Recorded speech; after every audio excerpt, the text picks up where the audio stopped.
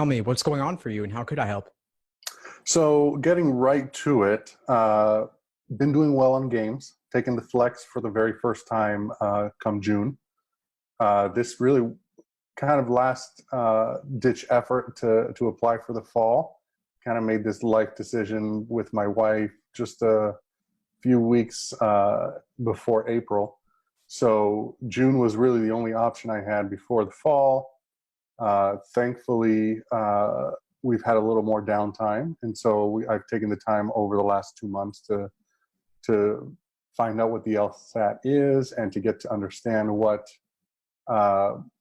it entails, law school, and all of that. So games have been going pretty well. I think my mind kind of steers in that direction. I know it does for a lot of people.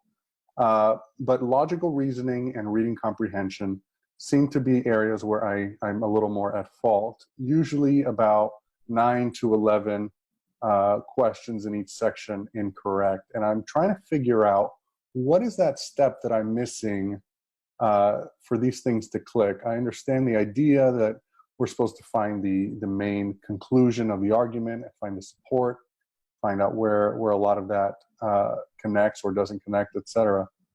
I'm trying to take that next step. I'm scoring somewhere in the 150s, mid to upper, lower, depending on the week. What is that next step I need to take to really push myself into the 160 area? Sure. Well, let me ask you this regarding logical reasoning. What does your question review process look like? Yeah, and that was another part. That was going to be the next part of my question.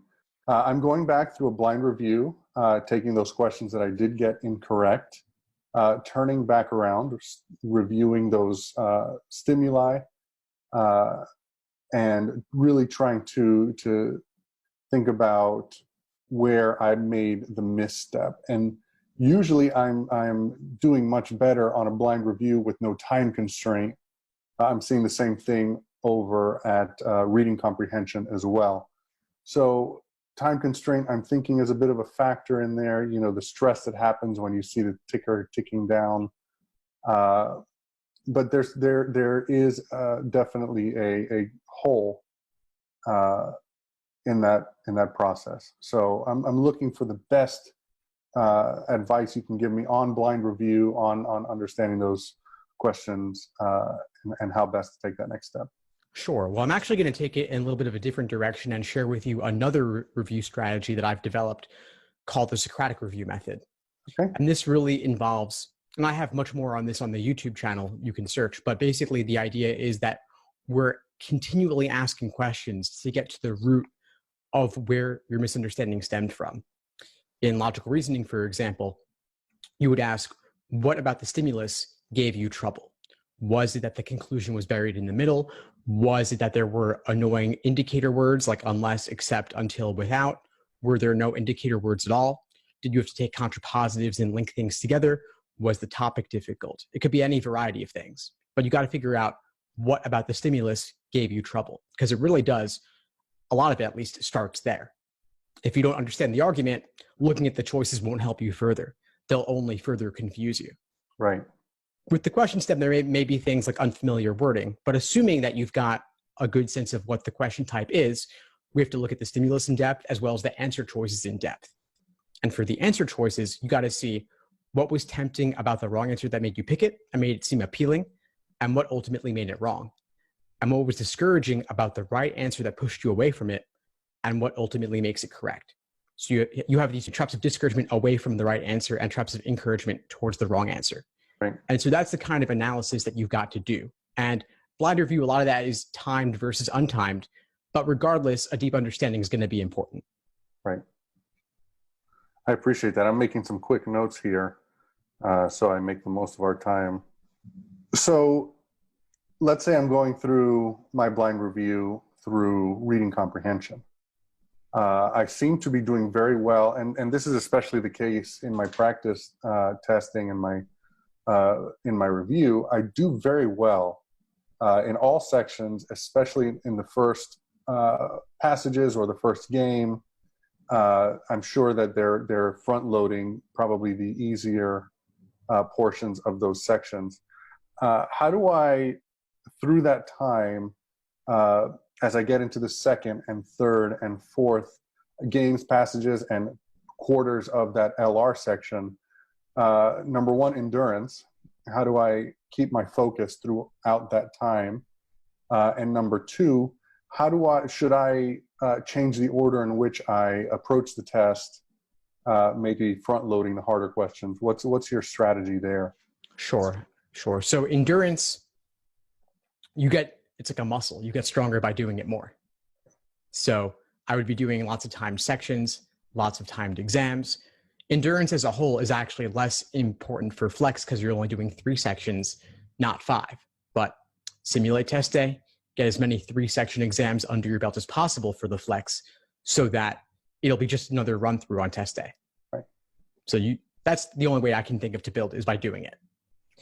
When it comes to order of approach, on average, I would do things in the order given. There's a cost in terms of jumping around, like doing the 4th game before the 3rd game. And I would never do the harder questions first because everything's worth the same. Within a game or within a passage, you might do the questions associated with that game or passage out of order. But I wouldn't look to do, if you're planning to solve all 4 games or all 4 passages anyway, I don't see a lot of value in skipping one only to come back to it. Gotcha. But your mileage may vary. Try it out if you think it might help. Sure.